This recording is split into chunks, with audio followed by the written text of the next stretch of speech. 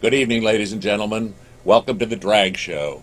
I'm Stu Smith, and with me tonight is Daniel Filipkowski, also known as Faux Drag Queen. Close. Awesome. That's kind of how Faux? that's kind of how my mom says it. It's cute. No, Faux? it's folking awesome. Folking. Oh, man, that's great. I Uh-huh. didn't even. Okay. You don't know how many Folking times. awesome. You know, you can do with that as you wish.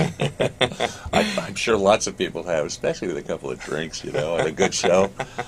Well, welcome, and I'm glad you're here. Thanks Thank for coming over. Thank you. It's my pleasure. So, what's cooking in your life? Just been keeping myself busy with. I have a day job, and nighttime I get super creative.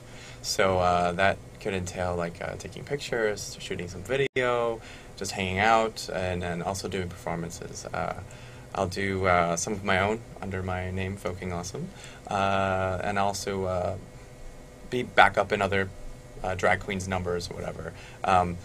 Being that I do male characters, that's what a folk king is. I don't know if you're familiar, but a drag queen is, a Right. man dressed as a woman.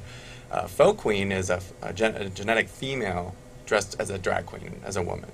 So a folk king is kind of a guy doing guy drag. And I've kind of did my own twist on it based on my influences.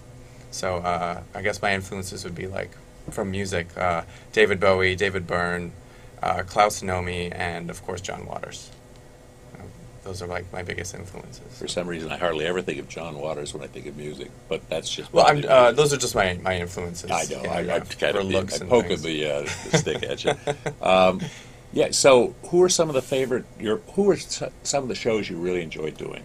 My favorite people that I like that have inspired me definitely would be my drag mother, Hoku Mama Swamp. She kind of, we were friends outside of the whole scene. We were actually worked together for a while, and just hanging out and chit-chatting and getting to know each other. We had a lot in common, and then next thing you know, I'm back up in one of her shows, and I have always enjoyed performing, and I did performance art prior to this, so to get on a drag stage just was very easy for me to do. And then the next step was just kind of trying to figure out how I fit in and doing what I wanted to do. I don't like to dress up like a drag queen. It's not my shtick. It's not what I do best. What I do best is what I do. Mm-hmm. So she's definitely kind of brought me out there and, helped me out a little bit. And another one would be Rhea Light. Rhea really influenced kind of like my looks and stuff like that. Really helped me out with kind of just saying like, let's go do this. And we would go out basically to try to like freak people out or whatever, and we'd just like have this look or that look, and just experimenting with different makeup techniques and stuff, and eventually it kind of gave birth to like my own. I kind of took it in my own direction, so that really helped me out. As far as subject matter on stage, I really like. Yeah, I do know. Yeah. His stuff is just like, it's just so silly, but subversive and actually really smart. Very smart. Yeah, Very smart. and I really dig that. I'm really into just kind of playing with words and really trying to sneak my own little things into my numbers. Jokes that I've had my whole life. I'm really kind of at a loss to think of one right now, but punchlines and stuff like that, to try to work them somehow into a number, whether it's with a prop or something I do in reaction to a line in a song or whatever. Like I like working those things in. So. Yeah. Well, he's remarkable. He's been on the show too. Oh, right on. Yeah.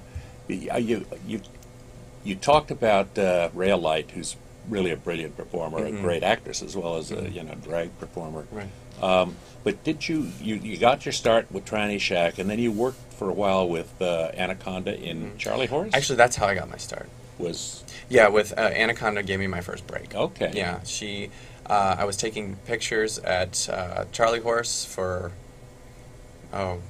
maybe a year? Mm-hmm. Maybe it wasn't, I can't recall how long it was. Maybe it was not even that long.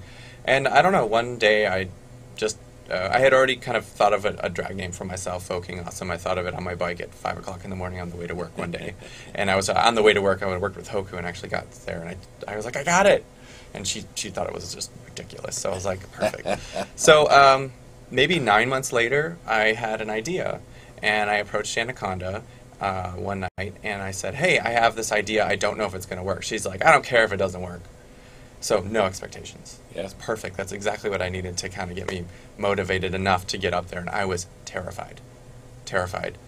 My first time, and I still get nervous when I go on. But once I'm up there, and once I get that first reaction from the audience, I'm fine. I think initial nerves is a good thing. Yeah. Oh, it is. It keeps you very humble and In the moment, if nothing else. Absolutely.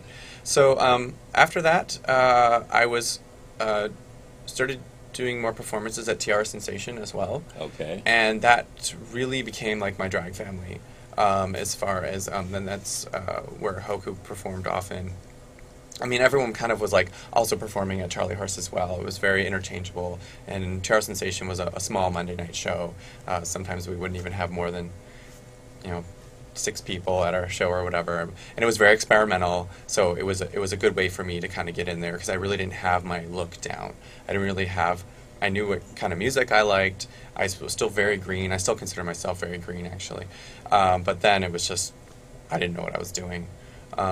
So it was a good opportunity to just kind of go up there and just do whatever. I was able to get away with a lot. So that was a good way to gain some experience on the stage. And I really enjoy being like backstage and like seeing everything coming together, and that's always really fascinated me too, is the process of anything, including putting on a performance or a show. So I really enjoy being around that element. I think part of that comes with just a natural curiosity. I enjoy taking photographs and making video. Yeah, making the videos. And I want to mention one thing, ladies and gentlemen. He's got a great website called dragslag.org. Yes. I got it right? Yeah, that one you got. That's good. I'm getting better. Dragslag.org. I started it maybe about a year ago. My friend encouraged me to do it, and he's been very supportive. I definitely want to see it kind of take off into a bigger direction this next year. So I'm doing more video now on it, and I encourage everyone to go check it out. So. It's strange. Here we are at a studio called the Bay Area Video Coalition that trains people in all these media. But I think that's important too. I think that if it's not, I